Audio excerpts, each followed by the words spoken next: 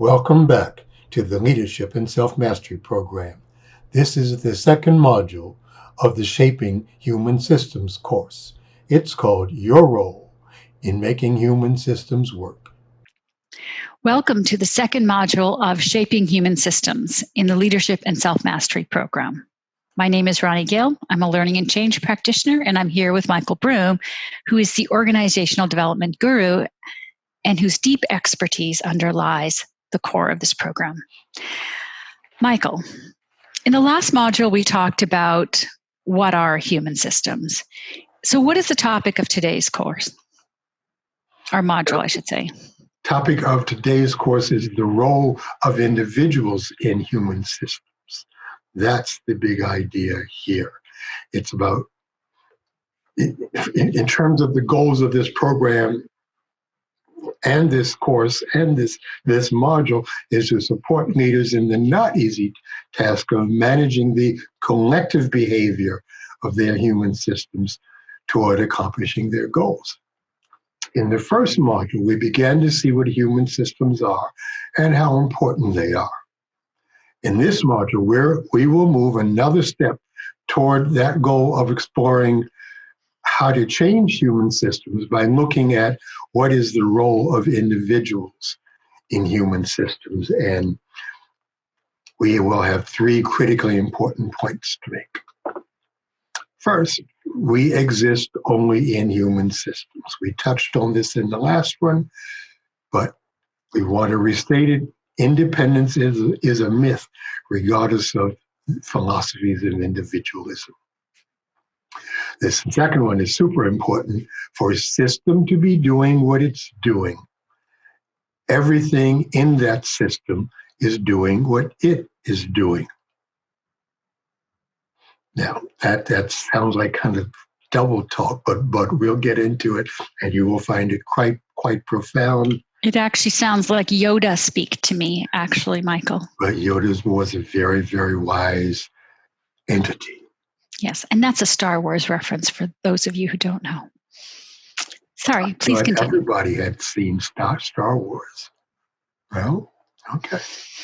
3, the effectiveness of human systems over time is proportional to the quality of the alignment of its members with the goals of the system and the quality of the relationships between the members of the system. Got it? I think so. I mean, that's a lot to digest there, but let's go ahead and get started. So let's talk about what you mean by we exist only in human systems.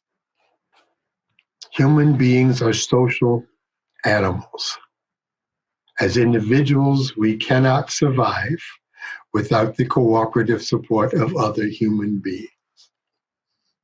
Back in prehistoric times, we survived against bigger, faster, stronger creatures by working together. That is true today in even more complex ways. In our first module, we went to some lengths to define what a human system is and describe their synergistic nature. That was needed because the term human systems is so new to so many. We live in a society founded on the principle of individualism, with the idea of individual independence and self-reliance.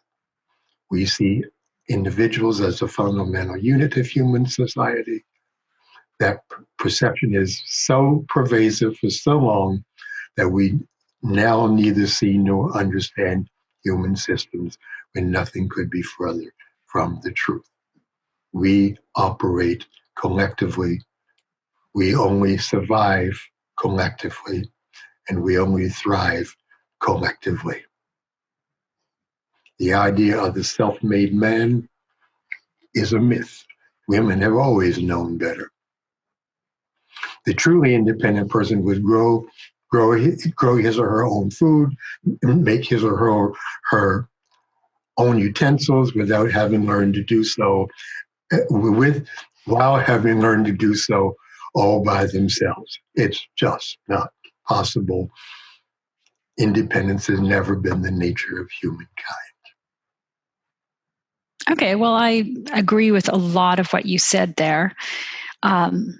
So unless you're a sociopath, of course, so, you might want to exist independent of human systems. Well, but even a sociopath cannot survive or thrive by themselves. Think about it. They're the anti-human system. They could not survive by themselves, for one thing. Oh, I see what you're saying. Okay. Yeah. So even a sociopath exists in human systems. Fair enough. They not like other people, but they still only exist in human systems, and they would die otherwise. All right. So sociopaths aside, and I'm so sorry that I brought up that topic. Does that mean then our individual qualities don't matter? Not at all. And that is the purpose of this module. It is individuals that make up human systems, and the unique qualities that we bring to them is what makes for the positive synergy that is a hallmark of great organizations, when that human system is willing to entertain those unique qualities. Even then, we do the great bulk of what we do in concert with others that support our survival and growth. There are just few things you can do by yourself without any training. You can scratch yourself by yourself and a few other things, but none of which contribute much to your survival or growth. Once we accept that we individuals are not the center of human society, we can see that human systems, particularly the small group, the team, the family, are the center of human society and the organizations we lead. The data about the poor showing of human systems in Module 1 documents how little we understand human systems and how to make them work. As a leader, the more you can create great teams, the greater will be your success. You'll be able to do that as you can understand human systems and see yourself as a member in them. Okay, that's actually, thank you for that, Michael. So your second point in human systems and individuals within human systems is a little cryptic. That was the Yoda speak that I referred to.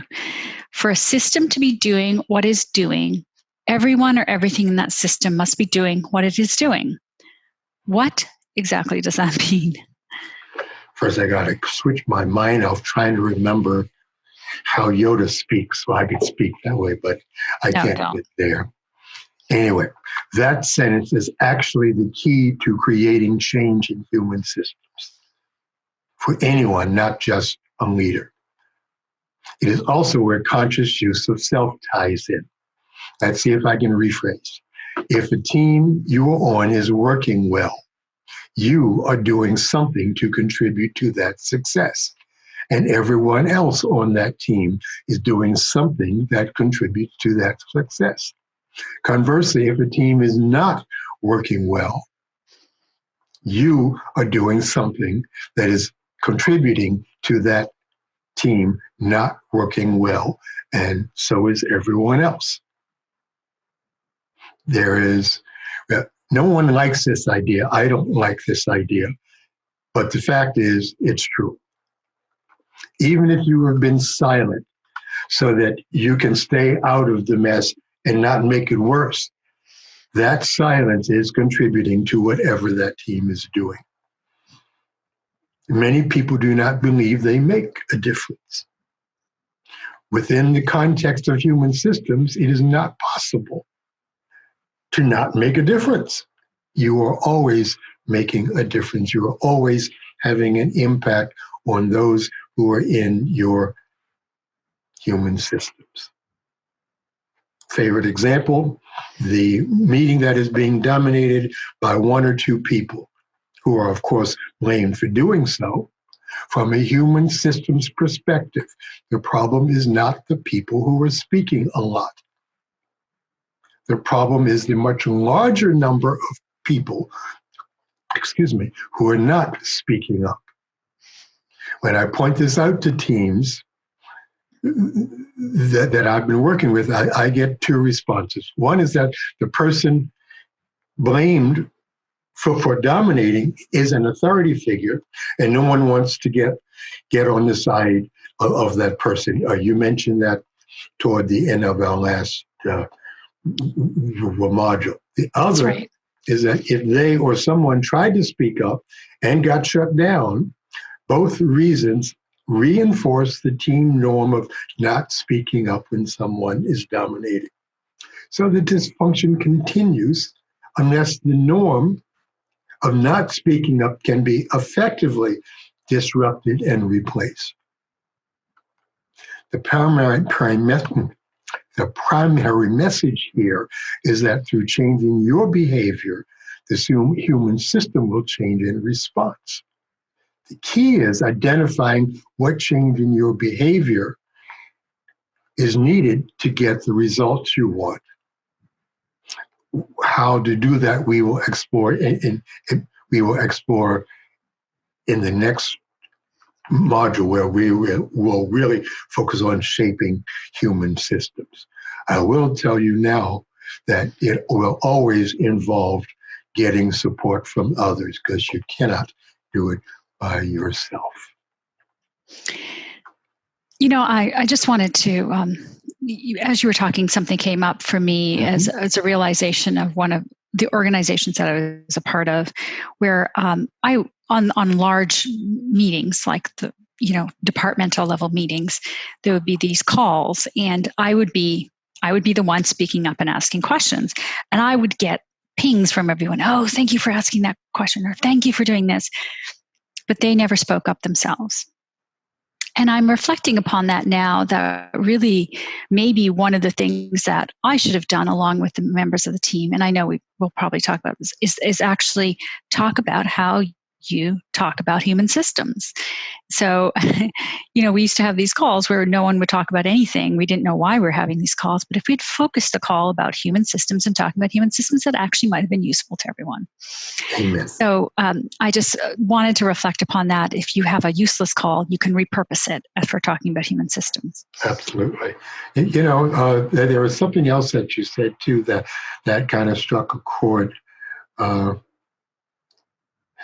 That here's a meeting that doesn't work, but you were pinged so that no one else could see it, that a lot of people agreed with you. So here's this whole bunch of people, intelligent people who like each other, but there's no contract among that group of people to create the change. And that leads us actually to our very next course, contracting, which we'll talk about. How do we build agreements so that we get the support we want to accomplish what we want? So, yeah, well, we call it contracting, but it's really about the social agreements that we need to build in order to do the work that we want to do. Yes, it's called building agreements for success. Okay. Thank you. Yes. All right. So let's move on to your third point, the effectiveness of. So actually, I just want to summarize that the previous one, which is a really important one, is that even if everyone in the system is doing what it's doing because everyone in the system is doing what it's doing. So you are a part of that system, whether you're silent or you consider yourself not a part of the team or whatever, you are a part of that system. And so you are supporting that system by your behaviors. This is such an important point that the reiteration is important. When we see a dysfunctional system, we keep quiet and blame somebody else for the dysfunction. Both the keeping quiet and the blaming are supporting the overall dysfunction. And as we go through these modules, you will get that in spades. Okay. All right, so to the third point. The effectiveness of human systems over time is proportional to the quality of alignment of its members with the goals of the system and the quality of relationships within the system. So tell us more about that, please. Sure. As the leader, these two items are important points of focus for you if you want your teams, your organizations, your human systems to be effective.